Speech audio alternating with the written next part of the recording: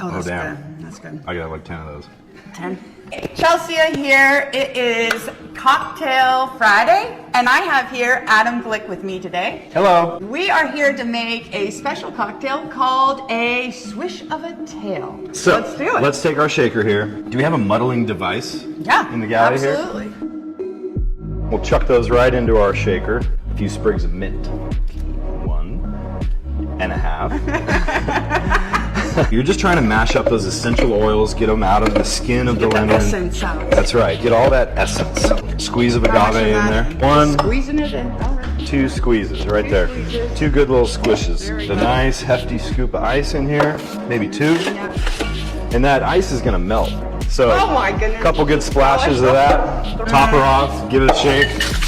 Too cold to hold. You gotta shake it until it's too cold to hold.